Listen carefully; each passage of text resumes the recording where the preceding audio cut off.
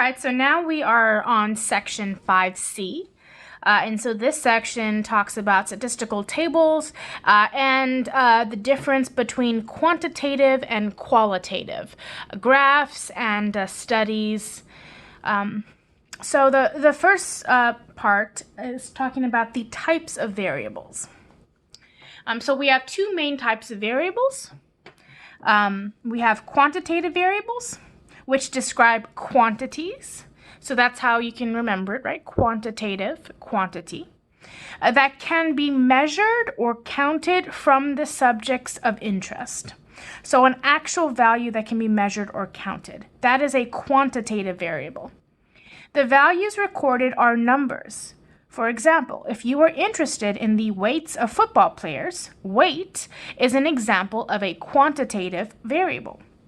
You would record a number for each player. So like 150, that would represent the weight of a player. Data sets consisting of values of quantitative variables are often summarized by averaging the data values in the sample. So for the football players, we might find the average weight of the players in the sample.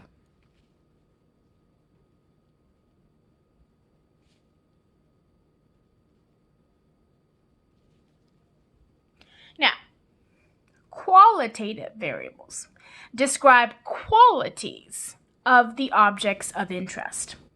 The values recorded are usually words, but not always. If you were interested in whether or not football players use performance-enhancing drugs, PEDs, PED use is an example of a qualitative variable. So there would be no number you could record in this case, but you could record a yes if a player did use these drugs and a no if the player didn't. Data sets consisting of values of qualitative variable are often summarized by counts or percents.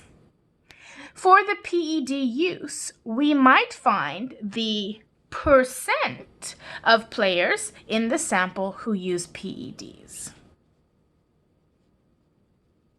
You could not find an average here. It wouldn't make sense. Note, it can be difficult to distinguish between quantitative and qualitative variables because they are both summarized using a number. To decide which type of variable you have, think about what data was recorded from each subject in the sample rather than how the data values were summarized. All right, consider the variables from the studies below. Fill in the missing information in the table to determine whether each is a quantitative or qualitative variable. So here we have our two studies.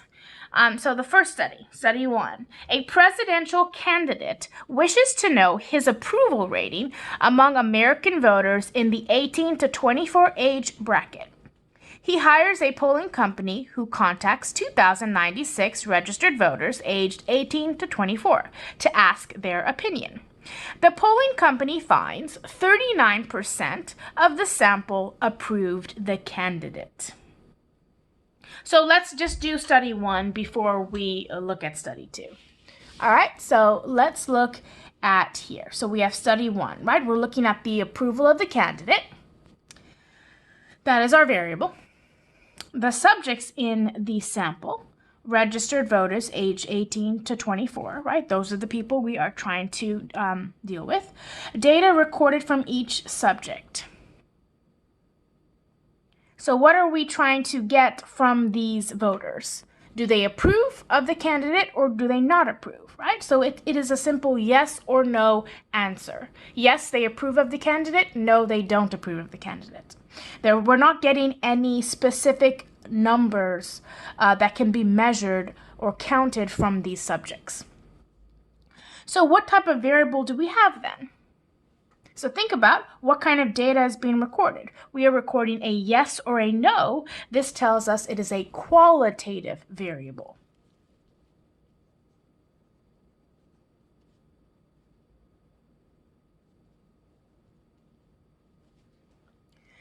And what is the summary of the data?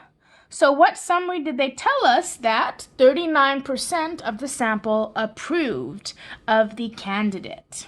So our summary data would be the 39% approval.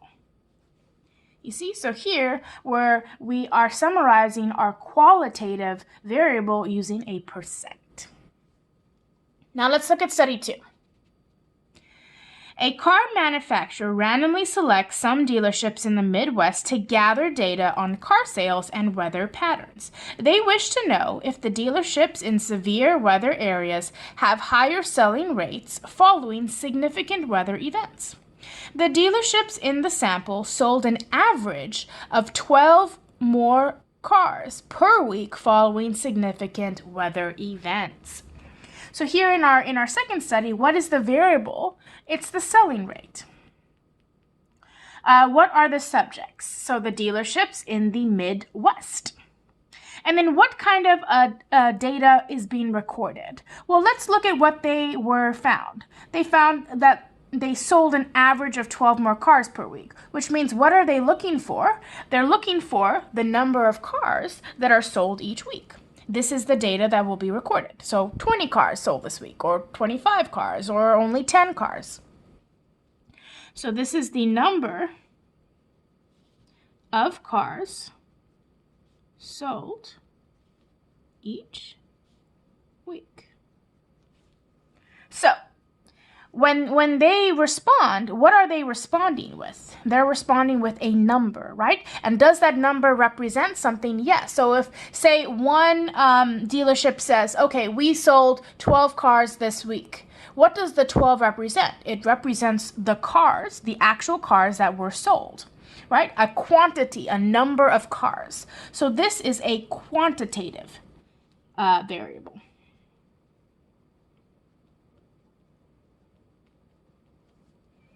And what is the summary of the data? Well, what they had given us, the average of 12 more cars per week.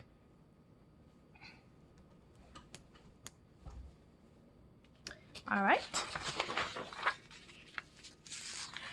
So now we talk about what's called frequency tables, and then how to create histograms as well as line charts. So first, we talk about our frequency table. These are very popular. You find them in a lot of studies and a lot of reports. So here we have the following table shows 50 textbook prices at a community college bookstore. Use this data to complete the frequency below. So, pretty much when we create a frequency table, we usually use what's called a bin. And so a bin would be a range of values that the data would fall into. So if you look at this information here, right, what's the lowest number? The lowest number looks to be 45, right? And so that's how we can kind of choose when is our range or our bin going to start at. So there's no point putting like 0 to 10 or, 20 to 30 if there's nothing really that's going to be inside there. And so the first one's done for us. So here, in the range of 40 to 49, so in other words, textbooks that cost between $40 and $49, you have 3. 45, 45, 48. So tally is literally you just make a mark for each number. A frequency is the total tally, so 1, 2, 3, so that's our frequency. Then we have relative frequency. So remember what that word relative means. It means you're comparing it to something. In this case, you're comparing the frequency of this specific bin to the total frequency. So what is our total textbooks? 50. And so that's why it's 3 out of 50, which gives you about 0.06 or 6%. So now we have the cumulative frequency, which is the total of this frequency plus any additional. So there's nothing before this, so it's just 3. So now let's look at the second bin. So how many do we have? So we have 1 here.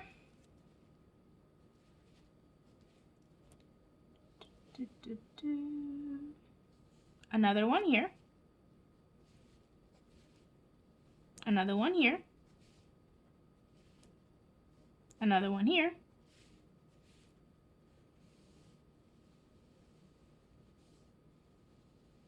And that's it. So our tally is 4, which means our frequency is 4. So then what would be our relative frequency? It would be 4 out of 50. Okay, so if we divide 4 out of 50, we should get 0.08, which would give us 8%. Now, what is our cumulative frequency? So we're going to have to add this frequency of 4 with its previous frequency.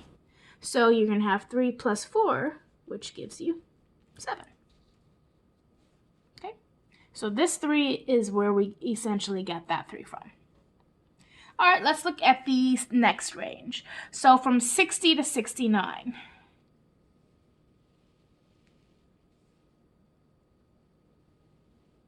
One,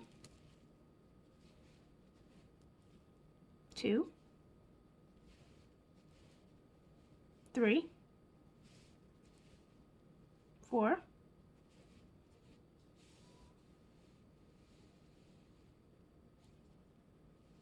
5. All right, so our frequency is 5.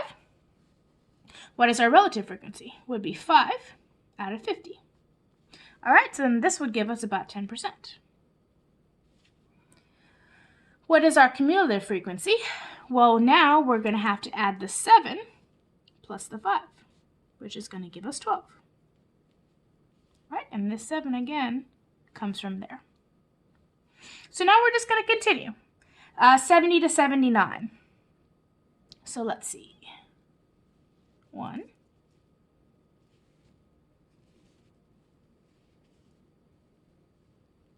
2,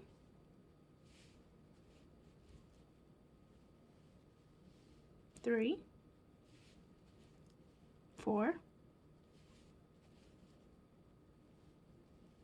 5, 6, 7, 8, and that's it. So we have 8 in our frequency. So now our relative frequency would be 8 out of 50, or 16%. And our cumulative frequency would now be 12 plus 8, which would be 20. All right, let's look at 80 to 90. So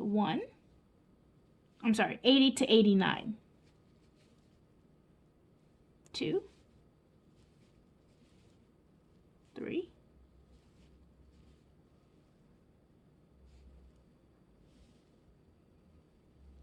4, 5,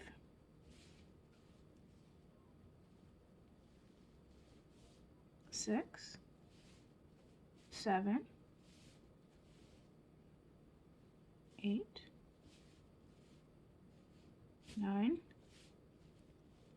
10, 11, 12, 13. So a very high frequency of the 80s. So 80 to 89. So now the relative frequency would be 13 out of 50, which gives us about 26%. And then our cumulative frequency would be 20 plus 13, which gives you 33. All right, let's see 90 to 99. So 1, 2, 3, 4,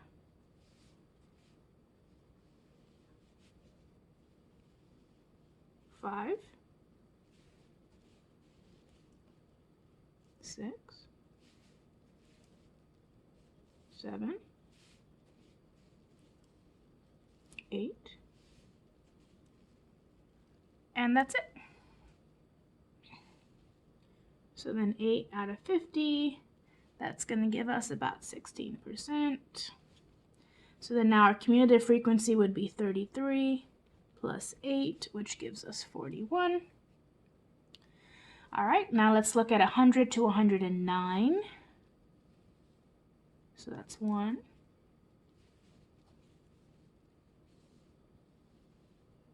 2,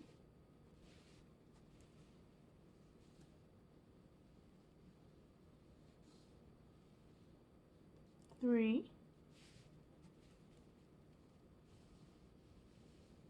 and 4.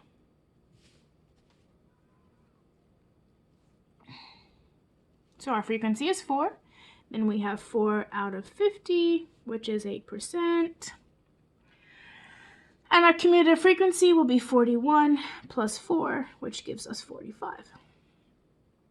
All right, let's see 110 to 119.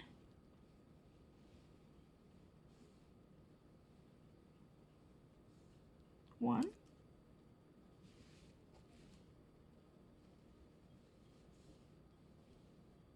2,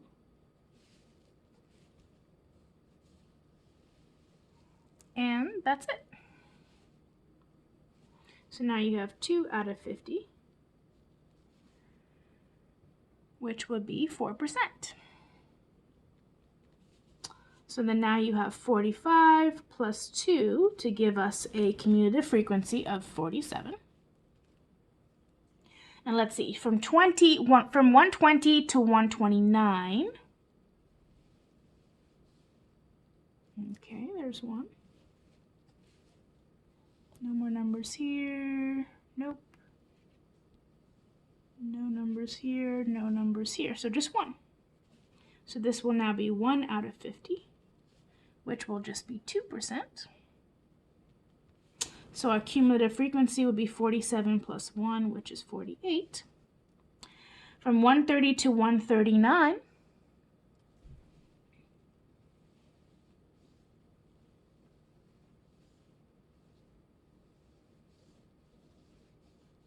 None. So our tally we leave blank, which means this is 0. So then you have 0 out of 50, of course, will be 0%, and this will stay 48. Now let's see, between 140 and 149, only 1. So frequency is 1, 1 out of 50, again, that would be 2%. And then now we have 48 plus 1, which gives us 49 as our cumulative frequency.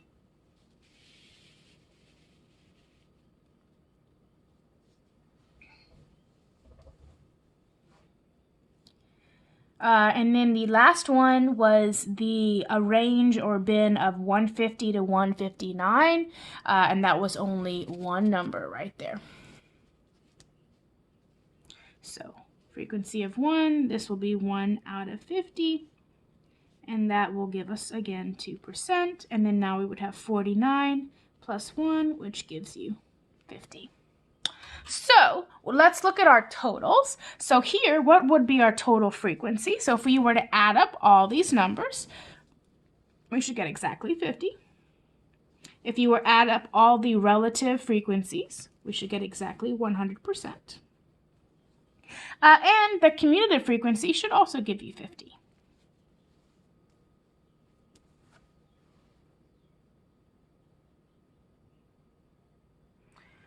So now let's look at number 2. It says, describe in your own words what is meant by frequency in the third column. So it means the number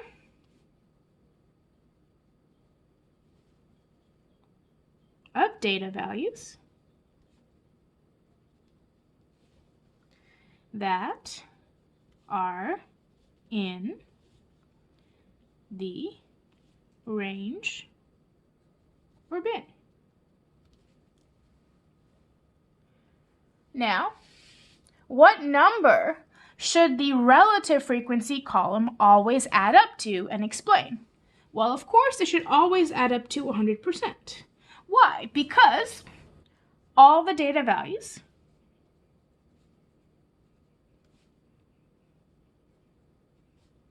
should be accounted for. 100% means all.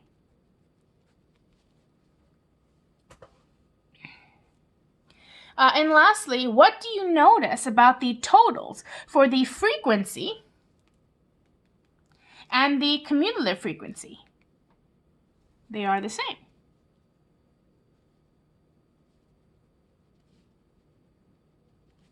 Will that always happen? Yes, right? Because they both count the total. Right? So if we were dealing with 50 textbooks like here, well, the total frequency would be 50 and the total cumulative frequency would also be 50 because they are essentially representing the same amount.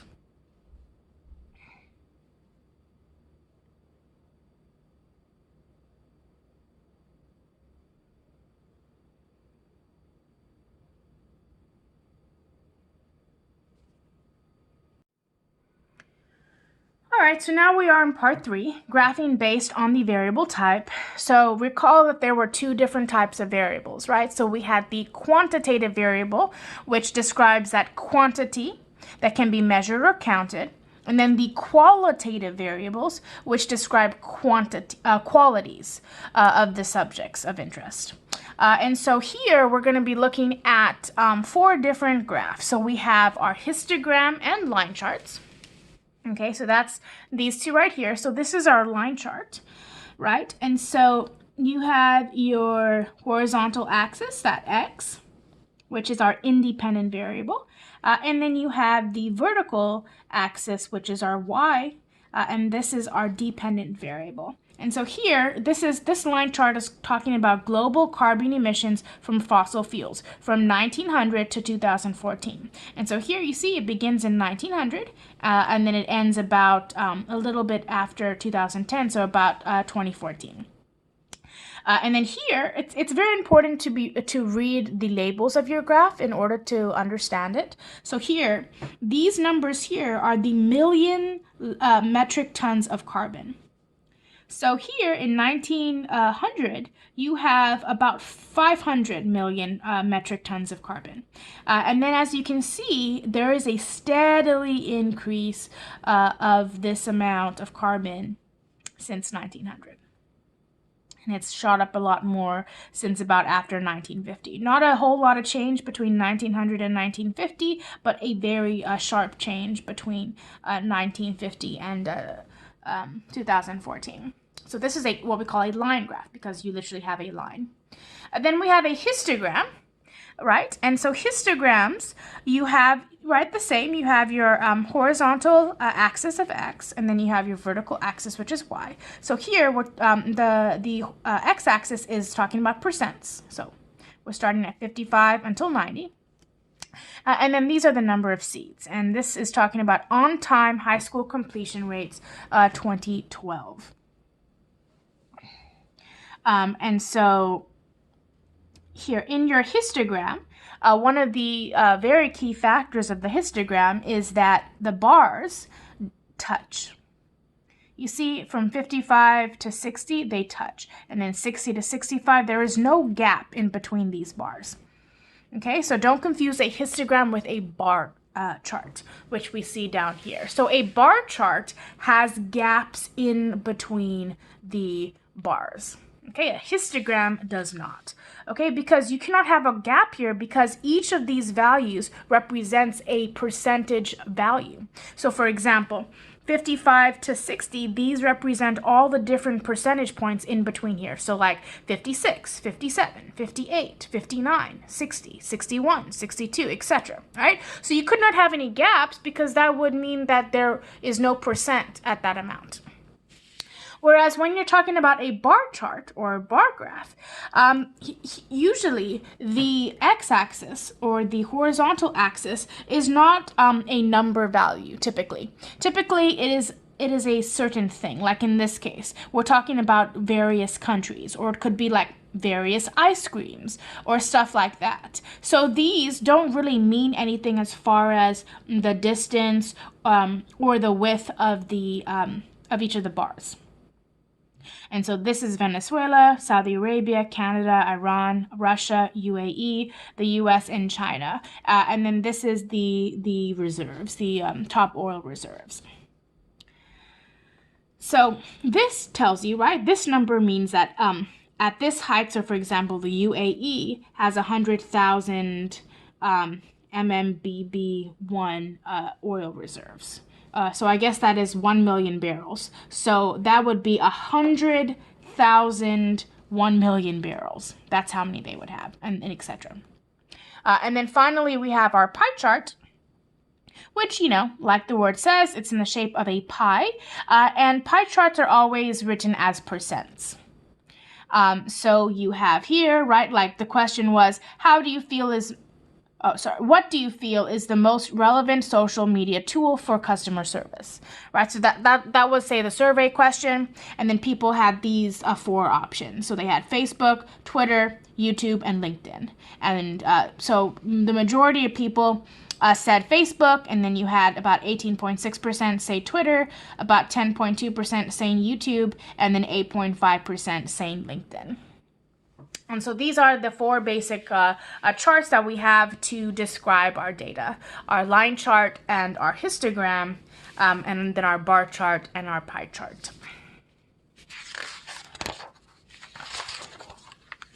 All right, so now what we are going to do here is we are going to write down as many general characteristics of what each graph has, right? So pretty much what we had talked about when we went over in the previous page, when we were looking at each graph, what does it look like, and what kind of information it can present. And then we're going to determine whether each type of graph is best used for numerical or categorical data. And so remember, if it's numerical, then we have that quantitative because we have a quantity. And if it's categorical, then that will be qualitative because there's a certain quality that we are trying to characterize.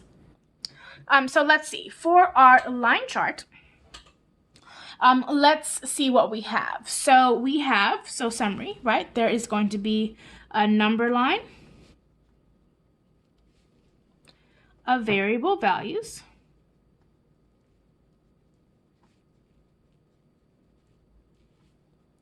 on horizontal axis, which remember is the x-axis. All right. The frequency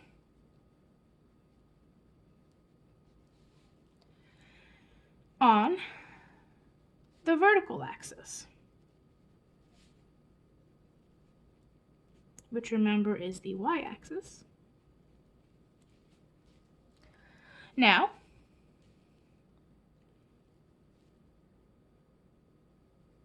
each dot is placed in the center of each bin at the height of frequency. And lastly, the dots are connected by line segments.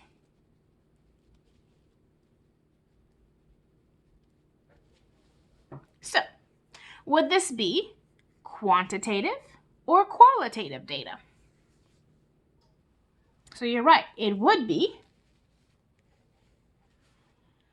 quantitative data because here we have quantities, right? Each dot represents a specific value. And both of the axes, so let's look back at our example here, right? Both of the axes have specific values of meaning, right? So here, when we say 1990, this has a specific meaning. This is the exact year. And this value here corresponds to the number of metric tons of carbon being used. right? If you pick another data point, right? Say this point right here. Again, what does this data point mean? It means that you're in the year 1970, right?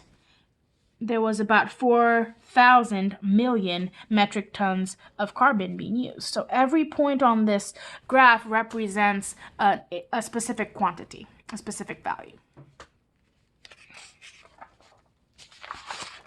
All right, let us look at our histograms. So here again, right, we have number line of variable values on horizontal axis.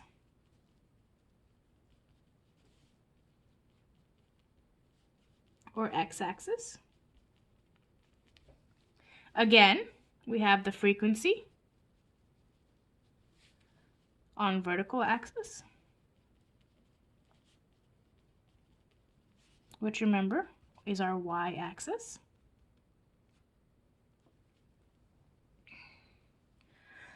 Very important, like we talked before, bars touch. So in a histogram, the bars touch and represent a bin of values. And we'll see this when we turn back in a moment. And then the bars are the same width.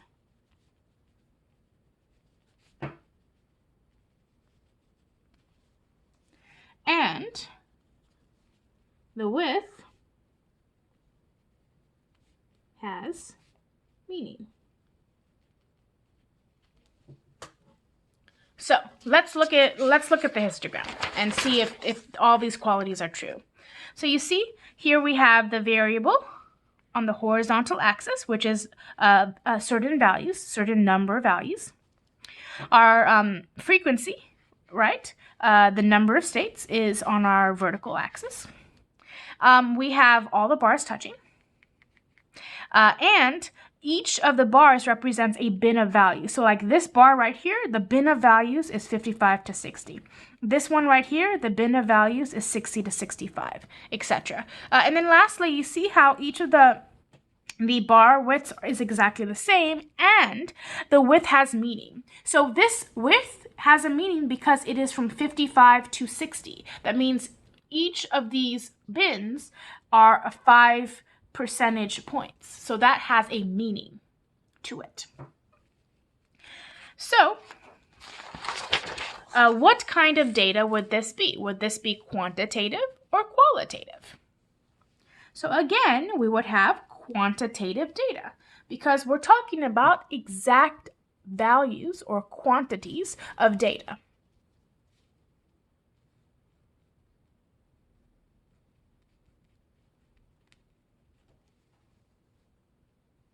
All right, now let's look at our bar chart. How is this different from the histogram? So, firstly, categories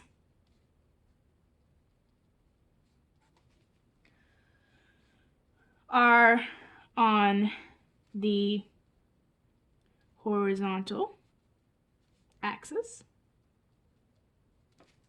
So they're not numbers, they're categories, like countries. The frequency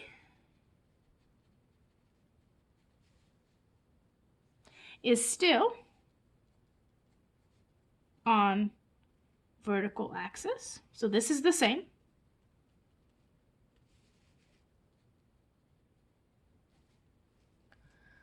The bars do not touch. So another very easy way to recognize the difference between a bar chart and a histogram. Bars do not touch.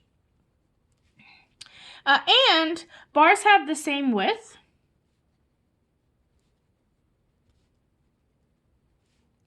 But that's mainly just for aesthetics. But the width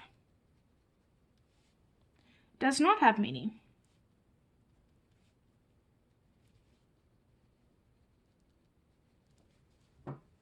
So now let's go back and compare these characteristics with our bar chart given. So So here in our bar chart, you see the horizontal axis has categories, not number values. Our frequency stays the same, so we still have frequency in our vertical. And here, the bars do not touch, so there's a gap in between each bars. And although they have the same width, just because it looks good, right, visually, the width means nothing. So we could have made them all super skinny, and that would have been fun, because what does the width mean if you're talking about Venezuela? That doesn't mean anything as far as numbers are concerned. So if we talk about, well, what kind of data does this represent? This represents qualitative data, because we're looking at specific qualities here.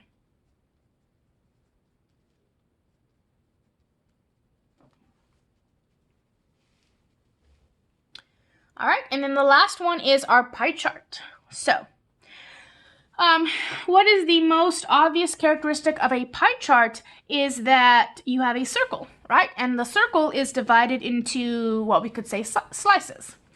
So we could say a circle divided into slices.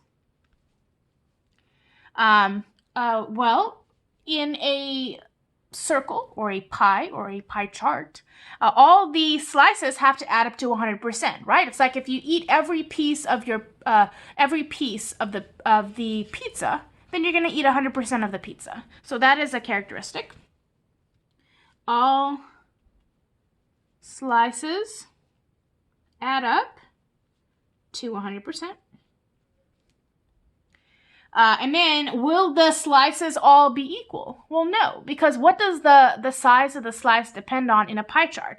It depends on the percent of that specific quantity in regards to the whole group. Like when we looked in the previous, Facebook had that huge percent, 60-some%. And so that was a huge part of the pie. Whereas the other ones like Twitter and LinkedIn, they had a much smaller slice of the pie because fewer people thought that was the best social media.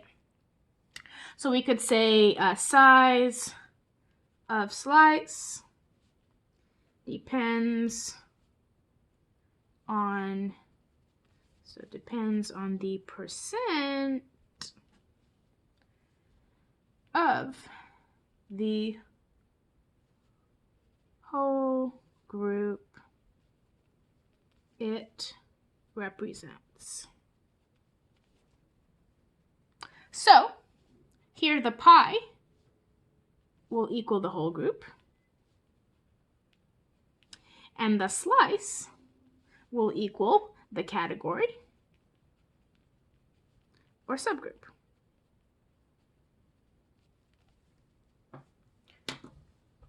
So again, let's look at our graph and our pie chart. So, do we have a circle divided into slices? Yes. If we add up all these 4 percentages, will we get 100%? Again, yes. And then you see how the size of the slice will depend upon the percentage amount. So the larger the percent, the larger the slice of pizza. And then how do we find the percent? Well, based off the total, right? So we have the total amount, and then we have the specific category, a subgroup that we are dividing that overall pie into. So what kind of data would this be? This would again be qualitative, right? Because here we have a percent amount that we can use. We cannot use actual number values like averages here. So here, again, we have our qualitative data. All right, let us continue. So now let's look at this example. It says a group of people responded to a poll about their favorite fast food. The results were, and then these are the results, right? So we have Chick-fil-A, which let's abbreviate this, let me use red, as CFA, W for Wendy's, C for Chipotle, TB for Taco Bell, and then BK for Burger King. Okay, and then this right here is what we call a legend. because when we want to create either our chart or our table, we are not going to be wanting to write out all these words. So if we just abbreviate it, it makes it easier when we're writing it. They don't have to, but, you know, it's a time factor. So let's see. 20% of the votes wanted Chick-fil-A, 31% wanted Wendy's, 33% wanted Chipotle, 7% wanted Taco Bell, and then 9% wanted Burger King. So if we were to add up all these percents, we would get 100%. And which of the four graph types would make sense to use for this data? So as soon as you see percents, it should be very, very clear to you that we would be using a pie chart. Explain your answer and then create the graph you select. So here, when can we use a pie chart? So it has to be qualitative data, which would be true. Right? Here, one of our variables is a category. It's not a number. So we have qualitative data and percents add up to 100%. And so then this right here will kind of guide us in creating our chart. Okay, so let's draw a circle. So hopefully I can draw this circle. Okay. All right, there's our circle. Let us title it. So what is our title here? Favorite fast food, right? We can get that from the question. So favorite fast food. All right. And then now let's see how we have to divide it, right? So we have a 20%, a 31%, a 33%. So these are both, so if we were to divide this into 4 parts, each would be 25%, right? And so both of these are going to be larger than a 25%. So what I would do, I'm going to try to make this as my center. So if this and this, so let me draw this down. Okay, so if I were to draw this, that's 25.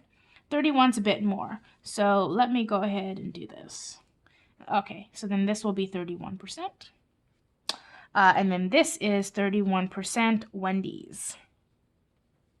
All right, then I'm going to do Chipotle. So again, right, it's going to be a tiny bit more. So maybe that. And this will be 33% Chipotle. And then you have 20%,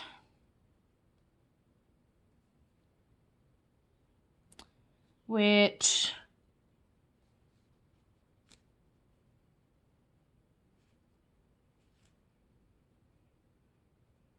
should be about maybe this, a little bit more, because that's about 50%, so 20% Chick-fil-A. And then this I will divide into one that's a bit larger, so 9%, which will be Burger King, and 7%, which will be Taco Bell. Now, of course, it doesn't have to be perfect when you're drawing freestyle. Now, of course, there is a way to actually, if you wanted to make like a perfect, accurate pie chart, then you would actually take each percent and you would multiply it by 360, which would be the degrees of a circle. And then you would actually take your compass and you would actually measure the number of degrees. And then that would be each of the ones, right? But for our purposes, we don't need to be as accurate as far as each of the pieces being the reality piece as far as how many degrees. The main point of a pie chart is just to show you a quick visual that summarizes all the data. So it doesn't have to be perfect. You just kind of do the best you can. So did we include a title or captions? Yes. Did we include a vertical scale or title? Well, is that needed in a pie chart? No. So this is NA. Did you include a horizontal scale or title? Again, this is NA. You don't do this in a pie chart. Did you include a legend if needed? And yes. So in this case, we included the legend to help people figure out what these stand for in our problem itself. And there you go. That is your pie chart. All right, let's look at example 7. So here it says, suppose 55 people are represented by the data in problem 2. Fill the table with the correct number of votes for each restaurant. Round the vote counts to the nearest whole number, right? So we don't want to work with decimals here, so we're going to round it to the nearest whole number. So here we have a total, right, of 55 people. So how would we find, right? And then again, we can use the same exact legend.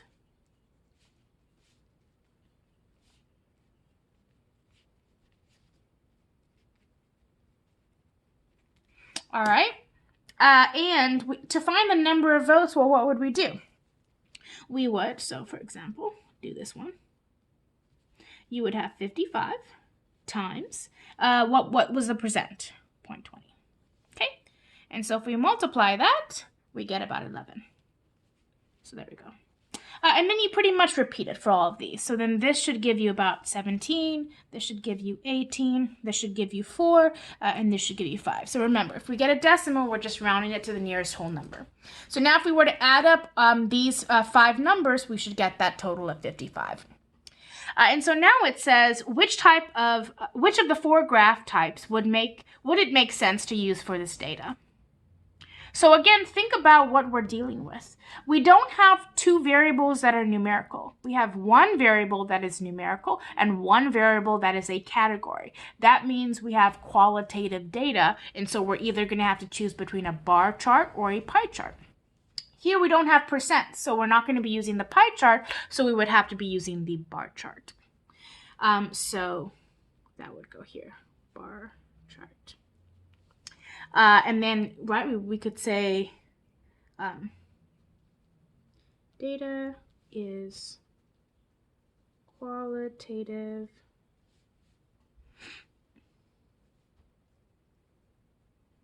because data is summarized by counts and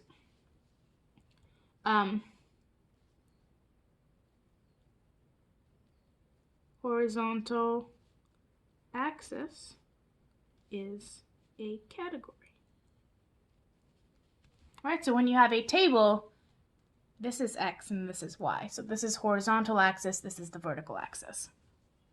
So let's create a bar graph. All right, so I'm gonna use a ruler to kind of help me make it neater. All right, and then let's do, okay. Let's have our title. So again, we'll say favorite fast food. All right, and then let's see. So our horizontal axis is just going to be these 5. All right, so let's say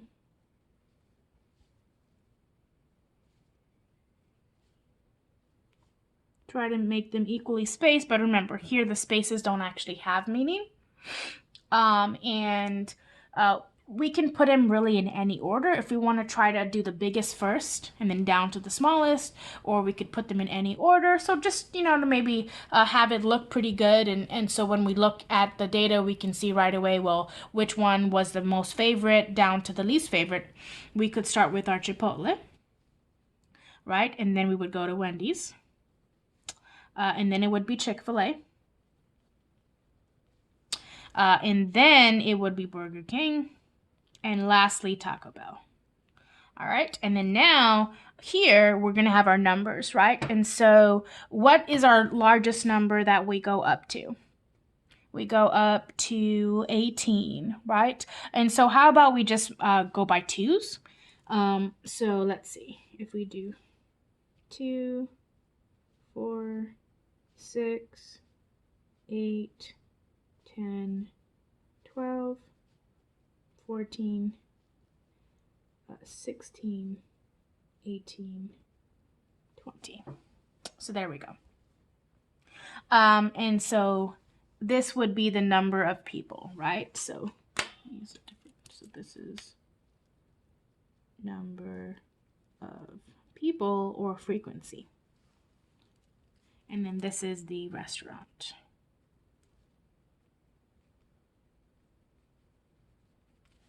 So let's see. We're going to have to go up to 18 here. Right here.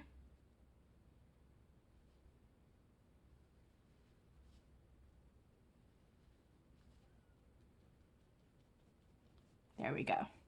All right, Wendy's is 17, so that's like right in the middle there. So kind of do the same thing. Try to make them more or less equal size, even though the width doesn't actually have a number value. Then we have Chick-fil-A, which is 11, so right in the middle there.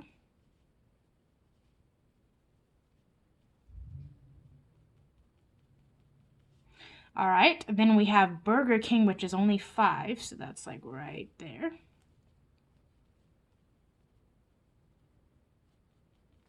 And then finally Taco Bell, which is 4.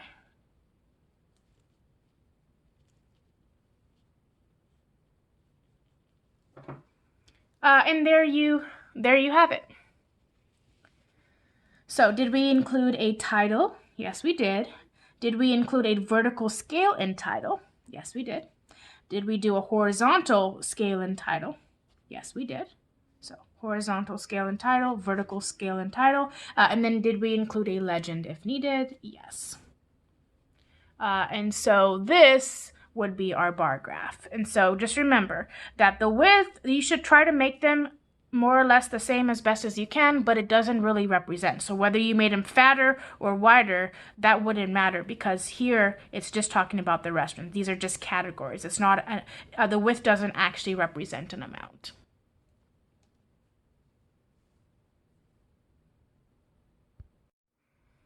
All right, so let's do our last question. So this is number 8. So it says, consider the data set below, listing quiz grades. So these are various quiz grades.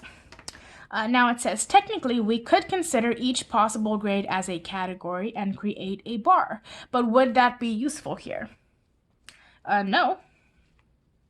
Why? Let's see. There would be too many bars, all at height 1 or 2. So the frequency, remember, is the height.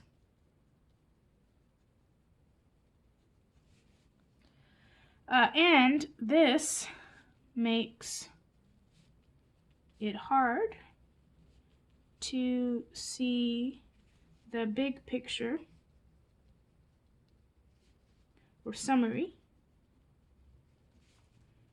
from a glance at the chart. So remember, a visual aid, which is these 4 charts, is to help you, with just one glance, see the big picture and summary. If you can't do that, then you're not using the correct graph. It's kind of useless in that sense. Instead, consider the data to be quantitative. Now, there are 2 types of graphs that would be appropriate for this data. What are they? So if we remember our quantitative data, there are 2 types of graph we could use. We could use a histogram, which is like a bar graph, but some very key differences, or a line chart. And so remember, in a histogram, all the lines touch each other, and the width does mean something. So when we're doing a line chart or a histogram, we need our bin values. And so you see how now our horizontal data are numbers, and our vertical data will also be numbers. And so this is a key kind of a key way of defining this as a quantitative variable and information. So let's look at our problem here. So how many numbers do we have between 40 and 49?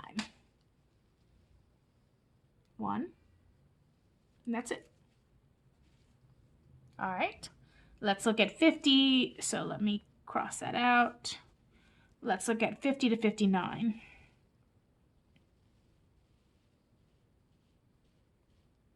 Looks like there's no numbers here. All right, 60. So 1, 2, And that's it.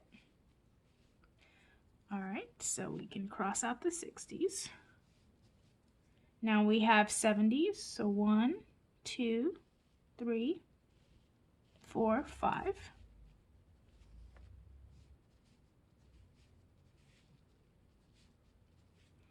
All right, let's look at the 80s.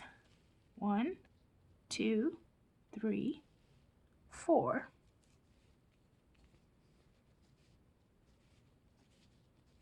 And lastly, the 90s. 1, 2, 3.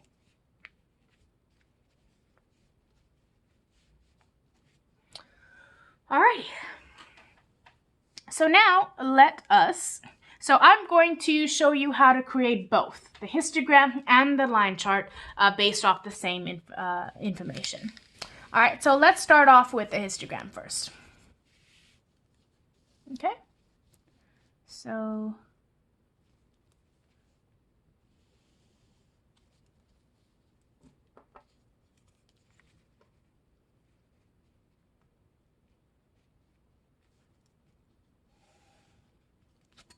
all right, so this is our horizontal, which is our bin values, right?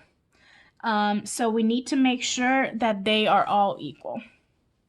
So as best as you can, right? If you don't have a ruler to make the exact measurement. So let's start off here with our smallest bin, which is 40. Okay, this is always 0, so you cannot make this 40. Now, let's say this would be 50 then. And this would be 60. This would be 70. This would be 80. This would be 90. And let's say this would be 100. All right, and so what do these represent? These are the scores. So quiz scores. And then let's look here. Here is, well, the frequency, right? How many quiz scores fell into each of these bins? So we have the largest number up here is 5. So again, let's say this is 1, 2, 3, 4, 5. All right, and then this would be a histogram. And we could title it like quiz grades or scores. So there we go. And then we also need to label this. So this is the number of students, right? The number of students, the frequency of getting that score. All right, so then now let's go to this amount. So here from 40 to 50, we only had one person. So I'm gonna use this to help me be kind of accurate. All right.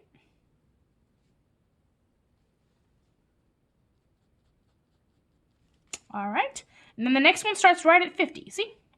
So then 50 is 0, so there's gonna be nothing here. So then we go to 60, 60 has 2.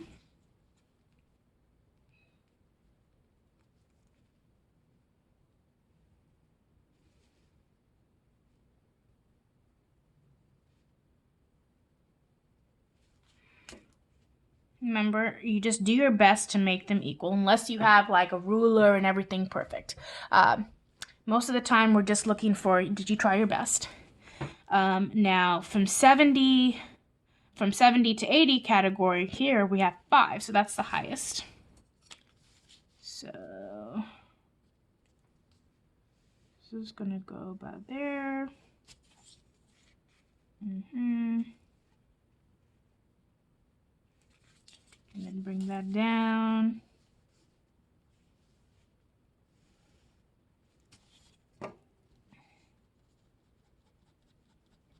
Which makes sense because that's like a C. That's a typical average for quiz or test grades.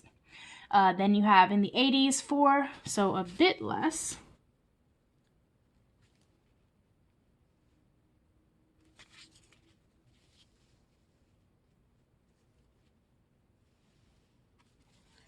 All right.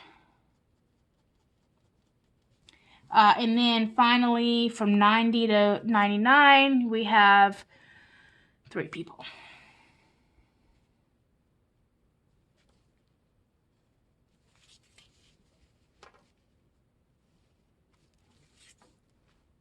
And there we go.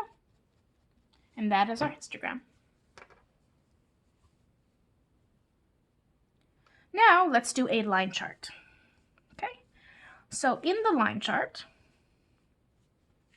we're going to start off exactly the same way.